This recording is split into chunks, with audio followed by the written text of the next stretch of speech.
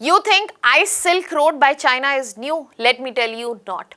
Because we all know maritime choke point strategies are the big game that every country wants to play, but China did not enter this game this year.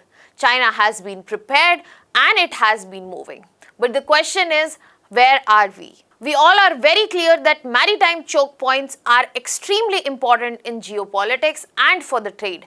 But China has known this for long, and that is why we are seeing the final threads coming off, where China has unfolded, brought out a global management of choke points. And the newest addition to it is the Arctic route that they have figured out as an alternative to Strait of Hormuz. Now you might be thinking that what exactly is this about? We will be discussing exactly that in today's session. Hello everyone, welcome to Vajiram and Ravi's Flash News. My name is Shubhangi Singh, and in today's session we are going to understand what is this new route that is available to China now that reduces the dependence on Strait of Hormuz, why this route was not available up and until now, and most importantly, what is the bigger picture that every nation has been missing on but China knew. It was not just about Malacca dilemma, but it was also about solving all the dilemma related to choke points. So let us begin with understanding that what exactly has happened. So as of now, we are seeing that China has started a new shipping service on this route which passes through Arctic Ocean region.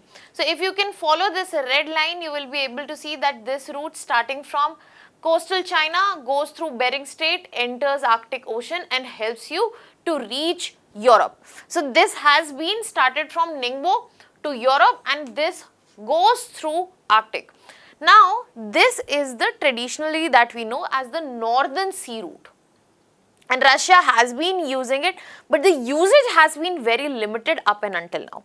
We will be talking about that, but before that, another key feature that you need to know here is that this North Sea route for China is only a movement of 20 days, but when we are talking about the traditional Suez Canal route via Strait of Malacca, it used to be more than 30 days.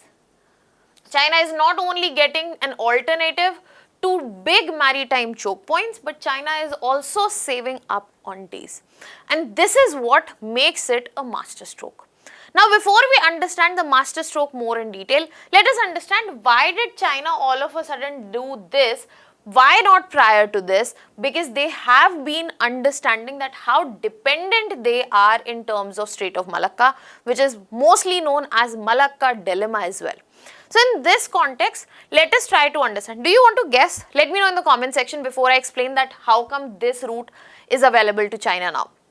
Now when we are looking at this route, this picture will give you a very fair clarity on this.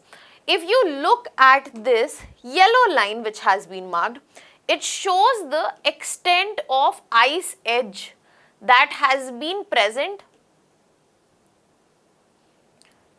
from 1981 to 2010. Now, when we are talking about this edge, let's look at a more recent image that is from 2012, and when we see it has gone down further, and in last 10 years there have been further reduction to it. Right?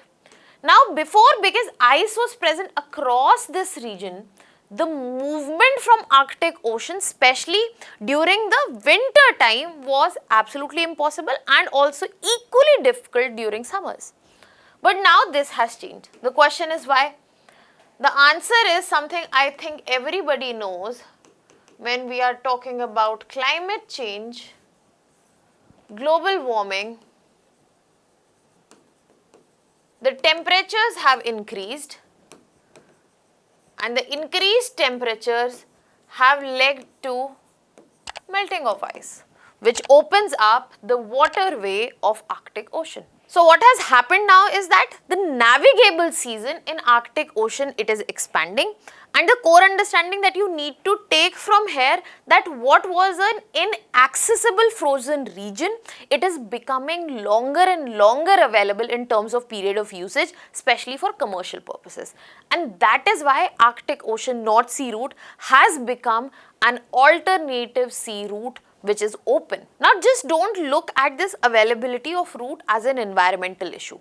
you have to understand that this climate change that we are looking at, it is also becoming a geopolitical issue, because when we are looking at this new road, when we are looking at this new route, what you will see is that this is not going to settle well with all the countries. For example, US wanted to take away Greenland. Why? They knew what kind of resources are available in the Arctic region. Now China has access to it. Do you think it will settle well with US? Do you think it would be fine with other European countries? What about the mineral access that is present? It opens up so many geopolitical fronts for more chaos. So in this context, China thought that this is the right time to arrive, and they have named it as Ice Silk Road. Do you remember the Silk Route? The ancient route used for trade between China and Europe, mainland Asia to Europe.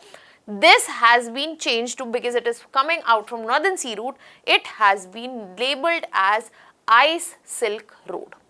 And now when we are talking about Ice Silk Road, this is nothing but another way for China to get faster access to Europe, to find alternatives to biggest choke points such as Suez Canal, and also when we are looking at Strait of Hormuz, because China is heavily dependent on these straits, be it for oil access, be it for energy access, and through this, China is absolutely out of the picture no matter what happens in Middle East. You fight, you kill each other, China does not care, because they will have the accessibility of their material via a different route.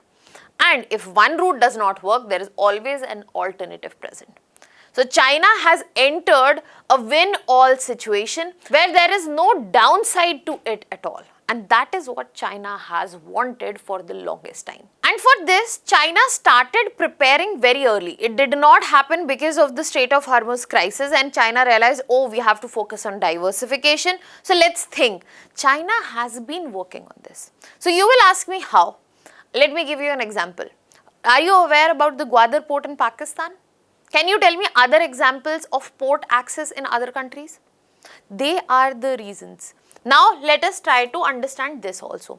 So when we are looking at China's situation, you have to understand that all the maritime choke points, especially the bigger ones, be it Strait of Hormuz, China is dependent on it for Gulf energy. Bab el-Mandeb, Red Sea access is only available through Bab el-Mandeb. When we are looking at Suez Canal, if anything at all China wants to import or export to Europe, they need Suez Canal route, otherwise they would have to go from here, which not only takes more time but also transportation and logistic cost. And then Strait of Malacca. If we are looking at Chinese mainland, the main strait which allows the movement of goods from African, European and Asian, like West Asian continent, is through Strait of Malacca. Then comes Panama Canal into the picture. Any movement of goods, be it export or import, from American continents comes through Panama Canal. So all of these are important for China. China being one of the biggest importers in certain items and exporter as well, this trade route is important for ensuring that China is able to perform on the numbers it wants to achieve. And in this context, as I said, China did not decide it today. China was aware that they would need it, and they went for a strategy which they have been preparing for years ago. They brought in the picture not just the ports, the ship access, ensuring the logistics are placed right, and partnering up with countries which can expand their influence. For example, when we are looking at this situation, let us look at case-by-case response. China understood Strait of Malacca has always been the core vulnerability. They ensured Myanmar is coming into the picture. They ensured Bangladesh is coming into picture. They have already established oil and gas pipeline to Yunnan region through Kwakfu port in Myanmar. Bangladesh, they have penetrated deep inside, be it Mongla port, Pakistan, I already told you an example. So they are ensuring that infra around, a very important port in Sri Lanka as well. Can you tell me in the comment section? Infra in terms of not just sea access, land access, ports, and that is where connectivity. Similarly, Panama Canal, a very important factor here, in where recently US said that we have made a grave mistake by giving Panama back. but if you look at it, how China has ensured port access all along the Panama Canal. So they don't own anything, but they have lesser reasons to worry as compared to other countries. If you look at the bubble Monday or Strait of Hormuz, the alternatives have been created in the form of the Arctic route. So China is preparing way ahead than we are looking, and as of now, the question that should come into your mind, that what India is doing. India is following up on the strategy, but we seem to be a tad bit slower. We can only hope that this story turns out to be of rabbit and turtle, but as of now in this situation, we are moving slow and we are having challenges many more than China has. Because China has it simple. Malacca threatened, they'll sort it through Myanmar, Pakistan and the pipelines they have. Red Sea will be disrupted, they have Arctic route ready. Hormuz disrupted, they have the Suez Canal and Bubble Mandeb route ready, and if at all global shipping is disrupted, they have multiple ports, logistics centers put in place. So it is very difficult to throttle China, but when we look at our options, we are still in incomplete stages. INSTC, the main stake was Chabahar port. Chabahar port, this year we have decided that we will be spending 0 rupees there. As of now, no commitment has come through. Another big project, India, Middle East, Europe. Middle East is up in flames. No finality to it as of now. How we wanted this to conclude so that our dependence also just on the sea routes is minimized. Looking at Kaladan project, one of the most important projects that we are looking towards the connectivity, again, halted. And when we are looking at Act East connectivity, this is where we understand that strategic gains are higher, but the speed is way slower. So when we are looking at how India is taking up on this, India is moving in the right direction, but as I mentioned, we need to be faster about this. Now, what are your thoughts on this? Let me know in the comment section. I'll be leaving you here with the prelims practice question, very easy one. Let me know the answer to this in the comment section. That was all from my side. Thank you so much.